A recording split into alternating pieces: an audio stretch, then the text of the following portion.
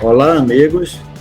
Estamos iniciando agora mais um programa da Conexão SOBRAC, onde o tema é o que o cardiologista precisa saber sobre extrasístoles ventriculares. Então, será uma conversa aqui bem tranquila, bem informal, com os convidados especiais. Meu nome é Dário Sobral, vou coordenar o debate. Eu sou professor livre-docente de cardiologia da Universidade de Pernambuco e especialista em arritmias pela SOBRAC. Teremos participando dessa conversa o Dr. Almino Rocha Neto, que é eletrofisiologista formado pela Unifesp e tem um doutorado pela Unifesp também no tema de fibrilação atrial. E teremos também o Dr. Fernando Pisa, que é especialista em eletrofisiologia pela SOBRAC e é do Serviço de Arritmias da Unicamp. Então, vamos desenvolver uma conversa abordando temas que eu creio que será de utilidade para todos os cardiologistas que vão participar dessa conversa. Então, primeiramente, a gente vai tratar do uso da arritmia ventricular, das extrasístoles, na estratificação de risco. Nós temos os primeiros trabalhos, né, usando o Holter, que tinha um ponto de corte de 10 extrasístoles por 24 horas, 10 extrasístoles ventriculares por hora, ou seja, 240 numa gravação de Holter, já estimava o paciente como de maior risco de evento sério ou mesmo de morte arrítmica. E esses trabalhos são antigos, né, mas ainda hoje são referências, e vem da época que a droga foi pior do que o placebo, quando a gente tentava eliminar essas arritmias, o que foi demonstrado pelo estudo CAST. Então, eu queria perguntar aos nossos debatedores, isso mudou? O que é que vocês acham desse ponto de corte? Ele ainda é adotado? Como é que, na prática clínica, a gente começa a valorizar? Em que situações o número de extrasístoles ventriculares, especificamente nesses dois grupos, né? Da miocardiopatia e no pós-infarto do miocárdio? Quer começar, Fernando, por favor? Bom, Dário, Almino, bom ter vocês aqui discutindo esse assunto. Eu queria inicialmente chamar a atenção, Dário,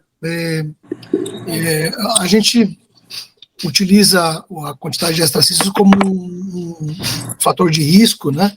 Como uma medida para estratificar o risco do paciente, mas a gente tem outros fatores, né, que a gente deveria se preocupar além da quantidade de extrasístoles, né? Então, se o paciente tem uma miocardiopatia associada a uma alta densidade de extrasístoles, é um paciente de maior risco, né? Se ele tem uma doença do sistema de condução, história de síncope, também indicaria um paciente de risco aumentado quando tem muitas extrasístoles, né? Se a ressonância, que é um exame que a gente usa com uma certa frequência na avaliação desses pacientes, para avaliação de risco, se a ressonância tem algum achado anormal, isso também configura risco. E de maneira geral, se os pacientes têm mais do que 10 ou 15% da carga no Holter de extrasístoles, isso pode ser um indicativo de risco para o que a gente chama de taquicardiomiopatía, né? Então, eu diria que não apenas a quantidade, mas a presença de doença cardíaca e esses fatores que eu falei, né, 5, do sistema de condução devem ser considerados. Ok. Almino, quer acrescentar? Assim, vale a pena a gente ponderar que o Holter, ele é um método imperfeito para uma arritmia que não tem uma apresentação homogênea e linear. Pode ter 20 mil extrasístoles em um dia e não ter 10 no outro. Então, isso deve ser levado em conta. Contudo, existe um hard data, existem evidências robustas de que pacientes com o que é chamado de extrasístoles, os trabalhos chamam, na verdade, complexos prematuros ventriculares, né? Não se deve chamar nem contrações e nem porque não necessariamente elas geram contrações. O que a gente sabe é que o que eles definem como extrasístoles frequentes, também, Dário, Fernando, não existe nenhuma linha de corte consensual. Alguns falam 20 mil extrasístoles em 24 horas, outros falam 20% de extrasístoles em 24 horas. O fato é que nós parecemos considerar extrasístoles frequentes pelo menos acima de 10%, e as evidências que apareceram a partir de 2005, com o trabalho daquele japonês, ele considerava acima pelo menos de 10%, e nós sabemos que os pacientes que parecem manifestar o que chamamos de cardiomiopatia induzida por extrasístoles, têm um burden, uma carga de pelo menos 15% a 25%. Eu era uma curiosidade minha, porque quando estudamos para essas apresentações, os ouvidos mais próximos são os nossos, né? Então nós aprendemos mais. A maioria dos trabalhos consideram extrasístoles frequentes acima de 20 mil por 24 horas. O risco de cardiomiopatia parece ser mais ou menos uma linha acima de 15%. Porém, para necessitar seriar fração de ejeção e diâmetro diastólicos naqueles a partir de 10% de burden ao Holter. Aqueles com terapia de ressincronização, que são não responders, por conta de extrasístoles frequentes, parece que eles se beneficiariam de ablação quando a carga fosse acima de 22%. Então, só para a gente ver como esses números, eles são variáveis, eles não são cabalísticos, eles são dependentes do nosso entendimento, e como o Fernando falou, eles devem ser vistos em escala à luz de eventual cardiopatia de base, de eventuais eventos secundários, dentre as quais a isquemia ativa ou doença estrutural do coração. Só que chama a atenção que aqueles que têm disfunção sistólica primária associada por extrasístoles, na maioria das vezes, eles não têm cardiopatia estrutural, eles não têm escara, eles não têm realce tardio do gadolínio, são pacientes com chamados ausência de cardiopatia estrutural.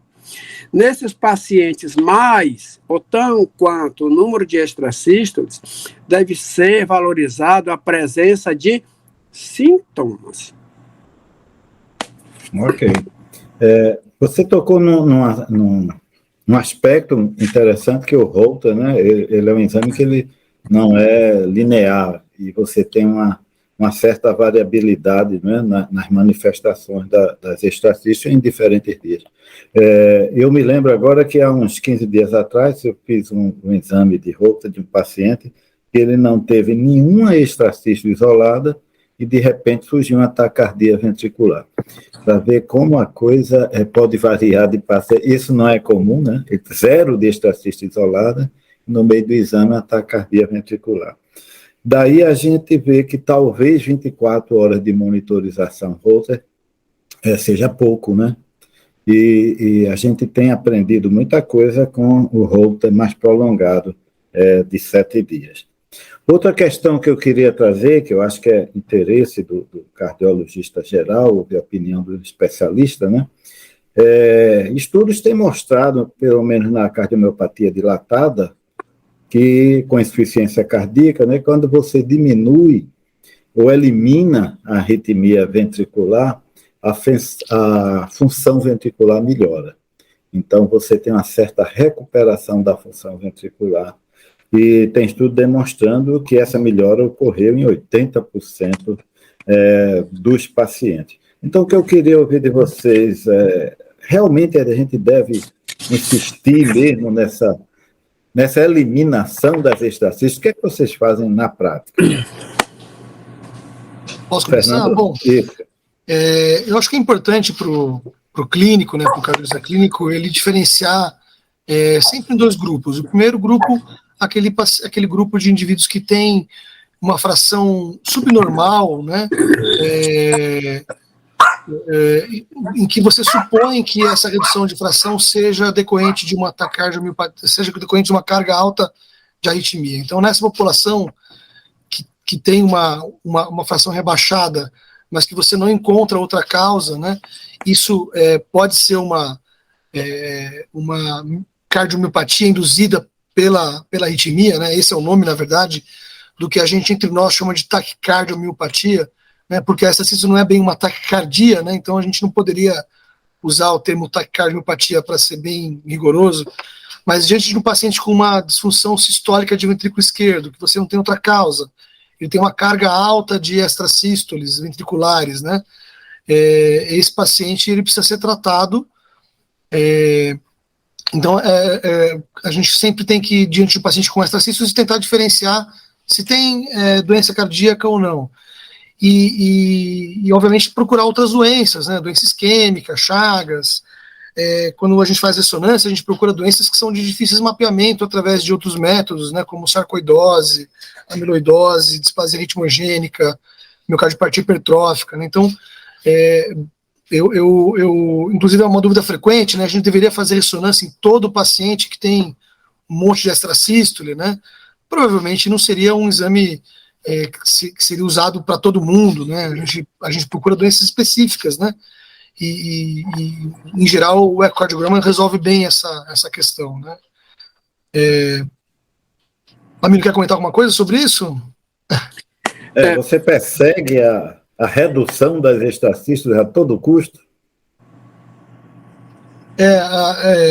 Então, de fato, essa foi a sua pergunta. Bom, a gente trata extracístoles em duas situações, né? Quando você tem sintomas e quando você tem uma carga alta de extracístoles gerando miocardiopatia dilatada, né? Ou taquicardiomiopatia, como queiram. E quando você tem dilatação do ventrículo esquerdo, redução da função sistólica e muita extrasístole, você deveria sim objetivar uma redução da extrasístole, né? Então, aí sim, o tratamento da extrasístole em si, ele é indicado, né? Em geral, a ablação ela é muito boa para isso, é o tratamento de escolha, na verdade, quando você quer eliminar a extrasístole, né? A gente sabe que, em termos de drogas, poucas drogas são eficazes para reduzir a densidade. A amiodarona talvez seja mais eficaz, mas com efeitos colaterais muito, muito ruins, numa população que talvez tivesse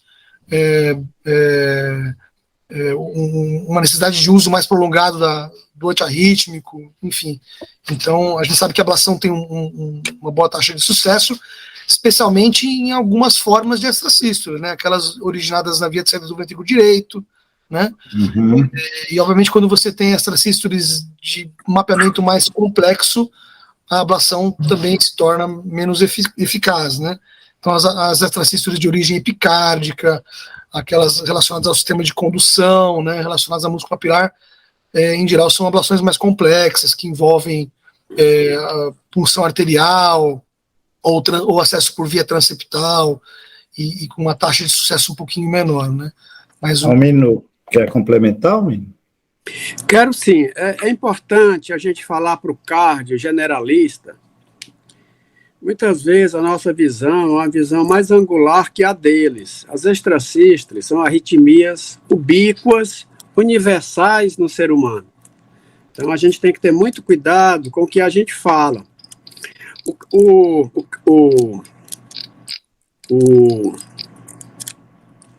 CAST é um trabalho da década de 80, mas ele nos ensinou uma grande lição. As drogas do grupo 1C, a flecainida, que nós não temos, moricizina e encanida, eles foram chamados de VPC killers. Eles limpavam o Holter, mas os pacientes limpavam o Holter, mas os pacientes morriam também. Então a lição deles a extrasístole talvez não esteja em causa, não é um circuito direto, é um circuito em paralelo. Ela é uma amostragem do substrato. E talvez não adianta só tirar a extrasístole e esquecer o que está por trás dela. Contudo, a visão das novas evidências mudaram alguma coisa. Nesses novos guidelines revisados pela Heart Rhythm, sociedade inclusive asiática, latino-americana, europeia, atualizados em 2019, eles dão a ablação das extrasístoles frequentes associadas à chamada cardiomiopatia. Eu não sei, eu gostaria que nós não usássemos o termo taquicardiopatia, que o mecanismo não é taquicardia, é de sincronia, depressão de glicogênio, etc. Classe 1 para a ablação. E quando elas agravam a chamada disfunção sistólica em cardiopatia estrutural, seria 2A. Né? Então, de qualquer maneira, parece sim existir um corpo de evidência relativamente robusto de que a diminuição numérica dos complexos prematuros, de alguma forma, modificaria de tal forma o substrato ou a ausência dele, de que existem os pacientes que demonstram, sim, no segmento, diminuição do diâmetro diastólico do VE e aumento da fração de ejeção. Contudo, identificar essa agulha no palheiro do universo de miocardiopatas que tem extrasístoles me parece um estado da arte que requer assim, muita sensatez, muita ponderação, até porque a grande parte dessas ablações no cume do VE, ou mesmo na via de saída do VE, envolvem proximidades com estruturas nobres, mapeamento 3D, ultrassom intracardíaco e procedimentos relativamente complexos em que a experiência do grupo, da equipe, do operador faz muita diferença. Então, a gente tem que ter uma certa sensatez num ambiente como esse de direcionar os colegas para que realmente exista, assim, nada substitui a evidência clínica. A ablação ou o paciente tem sintomas ou o paciente tem disfunção sistólica. Contudo, ainda assim, existem ablações e ablações, existem substratos e substratos. No fundo, só o que mostra se a gente acertou é o eco seriado.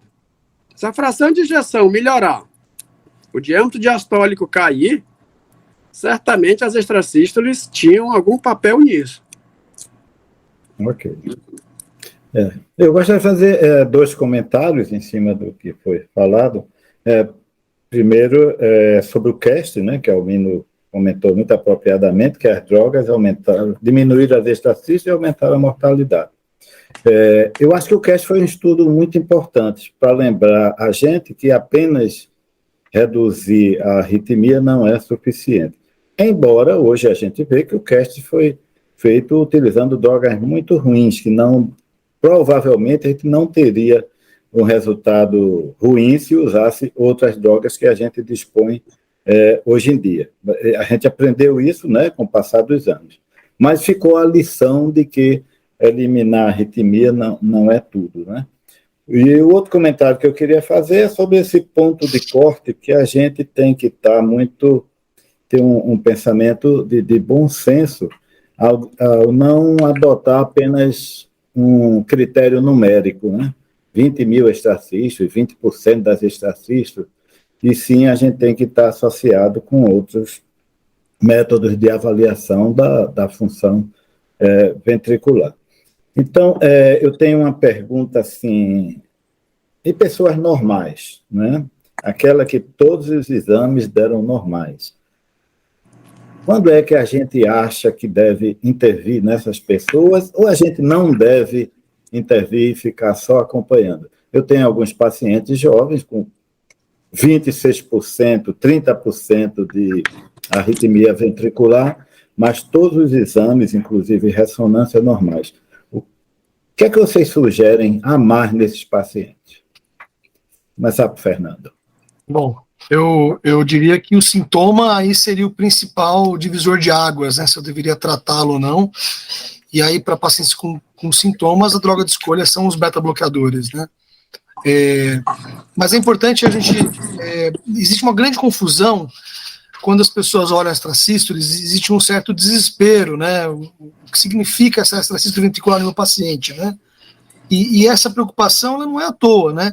A gente sabe que a extrasístole está associada a um risco de redução de fração de ejeção de 3 vezes, ou seja, quem tem extrasístole tem 3 vezes mais chance de desenvolver uma redução da fração de ejeção num segmento de 5 anos, né? Tem uma meta-análise muito interessante sobre isso, né? Aumenta a chance de insuficiência cardíaca, aumenta a chance de morte, né? Então quem tem extrasístole tem mais chance de morrer, né? Mas talvez ela seja, em alguns casos, um marcador de uma doença subjacente. Então, a primeira coisa realmente é afastar a doença, né? Num paciente que você afastou doença, que tem coração normal e tem muita extrasístole, se não tem sintoma, eu apenas acompanho, vou fazer um ecocardiograma anual ou a cada 2 anos, vou avaliar com Holter, né? Pesquisando se tem algum sintoma, mas se tem sintoma, o tratamento deve ser instituído e a ablação, nesse caso, tem um papel um pouco reduzido. Claro, se o paciente é refratário ao beta-bloqueador e mantém sintomas, aí talvez a ablação pudesse ser utilizada, porque ela é boa, né? Para esses casos em que a extrasístole é de coração normal, originária da via de saída, enfim. Essa é a minha impressão disso. Quer complementar, Almino, algum comentário? Dário, Fernando, eu lembro que eu tinha um paciente médico que ele se sentia, foi no consultório pelas extrasístoles. Só que se ele não palpasse o pulso, ele não sabia se estava com extrasístole ou não. Elas eram completamente, mas assim, aquelas personalidades em que existe uma necessidade de gerenciamento do mundo fora e dentro de si, né? Então eu dizia, rapaz, o tratamento para você é amarrar o dedo.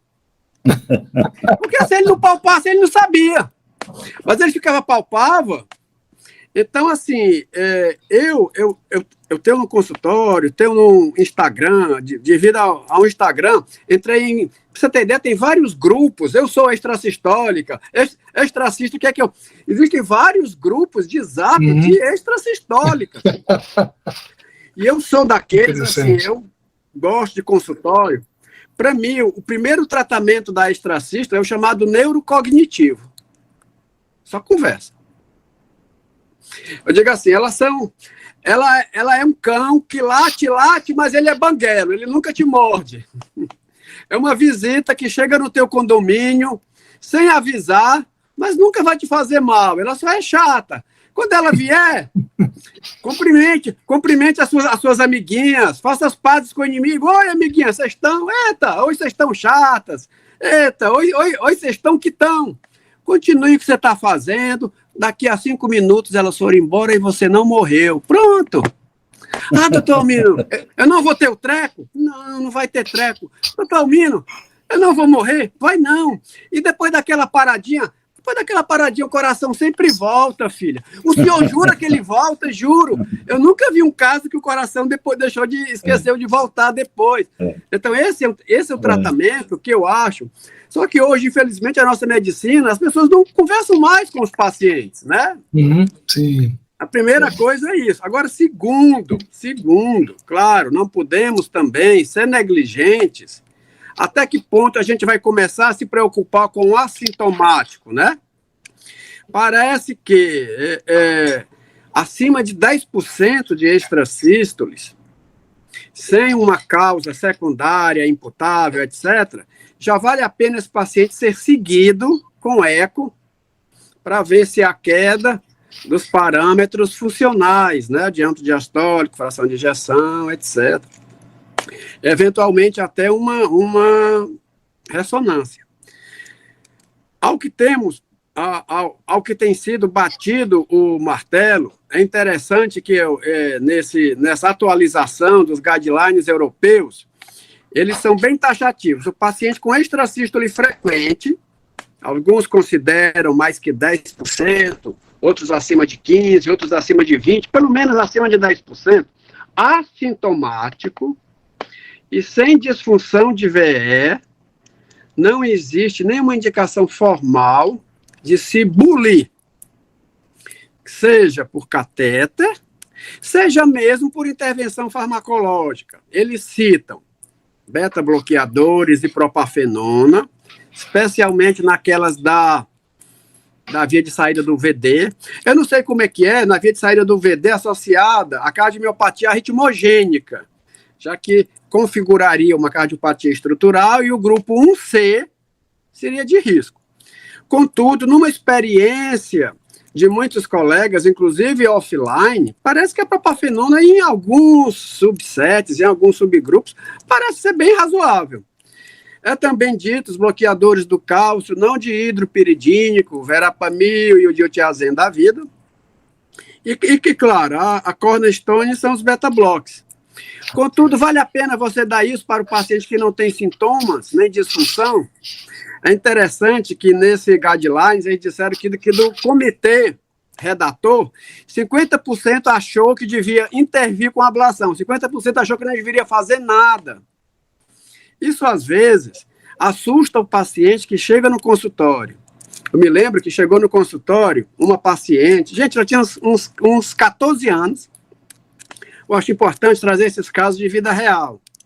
Ela realmente tinha muitas extracístoles, eu não lembro exatamente, mas era um número assim, bem, certamente acima de 15%. Assintomática e com função ventricular intacta. E tinha havido de um colega que tinha tentado fazer extracístoles, eram extracístoles de músculo papilar, apóstolo medial do VE, e não tinha tido sucesso, e a mãe veio apavorada porque teria sido indicado uma reablação. A menina tinha 14, 16 anos. Tem sintomas? Nenhum. Disfunção? Nenhum. Doutor Almino, qual a sua conduta? Nada. A paciente fica assim, peraí, um quer fazer uma reablação, e o outro diz que nem remédio, ou esses cardios estão tudo doido, ou alguma coisa não é linear nessa história. É a mesma coisa dos 50% dos guidelines. 50% achou que deveria fazer a ablação. Uma ablação que pode ser demorada, blá, blá, blá, blá, blá. Embora tenha taxa de sucessos bem aceitáveis em mãos experientes, sim. Contudo, o outro achou que não deveria dar nada, só observar. Então, na verdade, é uma doença interessante que comporta essas diferentes leituras, né, gente? Eu tenho um copo pela metade, o Fernando pode achar que o copo está metade cheio, o Dário pode achar que o copo está metade vazio. Acho que a grande questão então, é que, assim, às vezes... São esses dilemas do nosso dia a dia, né? Era uma menina jovem, eu tenho uma filha da idade dela, a menina não sentia nada, ela disse que a ablação demorou 8 horas da primeira. Eu disse, não, filha, não daria nada para você. Nem remédio, nem nada, vá ser feliz. E faça Holter e eco a cada 12 meses, vá lá, 12, 24 meses, vão ser razoáveis. A mãe saiu, disse que eu tirei uma cruz das costas dela. Acho que a grande questão é que tem pacientes que têm... Os pacientes que têm mais extracístole, em geral, têm menos sintomas, né? Porque eles se habituam com aquela frequência de extracístoles, né? E é muito improvável você ter um paciente que tem um bigeminismo frequente ter sintomas, né? Então, às vezes é difícil você classificar, um indivíduo sintomático que eu precisaria tratar realmente para chegar a fazer ablação é menos provável, mas acontece, existe, né? É interessante que quando os anos vão passando, né, de experiência em consultório, em ambulatório, a gente sempre tem casos assim que são ponto fora da curva, né? Então, eu tenho uma paciente que tem cerca de entre 40% a 50% de extracístoles ventriculares, completamente assintomática, com todos os exames, inclusive ressonância normais. E ela não sente nada. Com beta-bloqueador, a gente reduziu pelo menos em metade. Mas o mais interessante de tudo, que não tem explicação, ao meu ver, durante a gravidez, as extracístoles praticamente sumiram. Foi para um número assim irrelevante. E eu fiquei achando que não tinha nada a ver com a gravidez, mas aí depois passou a gravidez, as extracístoles voltaram. ela engravidou uma segunda vez e as estacistas sumiram também, passou a gravidez, as estacistas voltaram. E a gente fica sem saber o que aconteceu, com as ideias, aí, com as teorias. Mas aí eu acho que uma questão que fica no ar é, será que essas estacistas, elas frequentes, que a gente vê em pessoas normais, elas serão uma primeira manifestação de uma doença que vai aparecer ainda? Eu acho que a gente não tem resposta para isso, né? Então eu vou passar para a próxima pergunta, porque a gente já está perto do tempo de concluir. Então eu vou abordar uma questão que é muito comum para o cardiologista geral. É o paciente com arritmia e com prolapso de válvula mitral. Durante muitos anos, a gente achava que a arritmia do prolapso não era importante, não tinha valor, e quando não incomodava, a gente não devia fazer nada. Mas hoje já se fala num subgrupo de pacientes que denominaram aí do inglês, né, variante de arritmia maligna, que pode ocorrer em 0,2% a 0,4%. E como é que a gente vai identificar esse paciente, vai proibir ele de uma vida normal, de atividade esportiva? Vocês têm algum aconselhamento a respeito disso? Fernando pode começar? Puxa, então, o prolapso de válvula mitral, ele aparentemente estava tudo certo, né? A gente tinha já mapeado, né, o prolapso com degeneração mixomatosa, aquele que você vai trocar a válvula mitral mesmo, né? Você achava que era um problema da mitral apenas, né? Mas a gente tem já há alguns anos, na verdade, esse conhecimento não é só recente, mas ele está um pouco na moda agora, né? Já se sabe que existe uma alteração chamada disjunção anular mitral, que em geral está associada ao prolapso, mas ela pode ocorrer sem prolapso, né? E essa patologia está associada então é uma inserção anormal dos folhetos da válvula mitral. Eles estão, ao invés de se inserirem nos ventrículos, a inserção é no átrio, né? Então é como se a dobradiça da porta estivesse no átrio e não no ventrículo, né? Mas ela está associada a uma quantidade maior de extrasístoles e morte súbita, né? Então existe uma associação disso. Isso ainda está sob investigação, a gente ainda não está mapeado a população de risco que a gente deveria investigar e como existe essa evolução, mas é uma população que a gente deveria ter atenção, ou seja, nem todo prolapso é bonzinho, como a gente imagina, né? Nem todo prolapso é benigno. E aí, essa disjunção ela pode ser bem vista pelo eco, mas você tem que pensar nisso e pela ressonância. Recentemente, um colega que faz ressonância, que dá laudo de ressonância, comentou que ele foi chamado para dar um parecer judicial, né? Num caso de uma família em que um parente tinha um prolapso detectado pela ressonância, tinha essa disjunção. Isso não foi visto, não foi laudado como disjunção, ele morreu, teve uma morte súbita, e a família pediu para ele revisar porque eles achavam que tinha disjunção, ele tinha um eco que mostrava isso, a ressonância não mostrou, enfim, então é uma patologia que a gente tem que ficar atento, né? A descrição dela não é recente, ela, na verdade, a primeira descrição faz mais de 30 anos, é de 89, é um paper publicado por um grupo de Chicago, né? Então, assim, é uma patologia pouco frequente, felizmente, mas que, às vezes, no paciente com prolapso mereceria uma avaliação um pouco mais cuidadosa. Ok. Albino, quer comentar, por favor? Eu acho que o chamado prolapso arritmogênico está na mesma escala da repolarização precoce maligna, né? São condições comuns, habitualmente em pacientes sem outras coisas. Um dos marcadores do prolapso que preocuparia se tiver prolapso das duas cúspides. Das duas cúspides. Outra, não necessariamente disjunção. Se tem inversão ou alguma alteração da repolarização da T na parede inferior.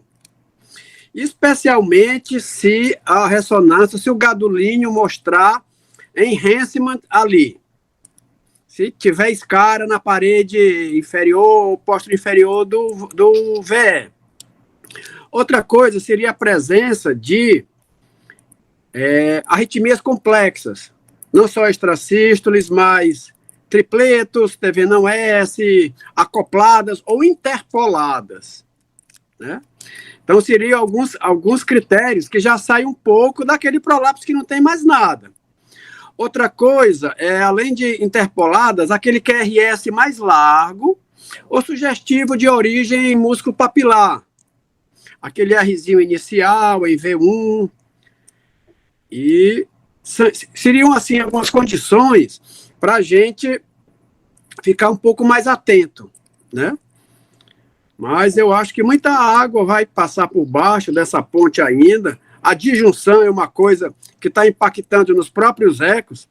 Aqui em Fortaleza nós temos um grupo zap de cardio, de ecos, então a moda agora é cada um postar no dia suas imagens de disjunção.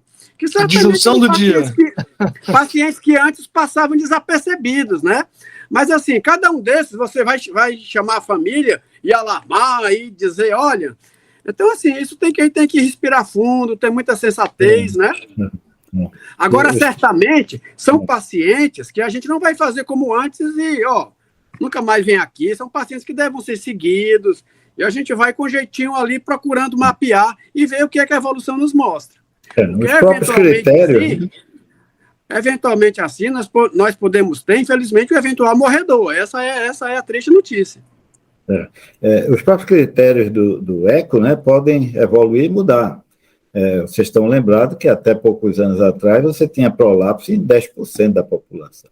Né? Depois que se viu que tinha alguma coisa errada, foram mudados os critérios. Pois é, e caiu bastante. Muito paciente chega para a gente, doutor, estou curado do prolapso.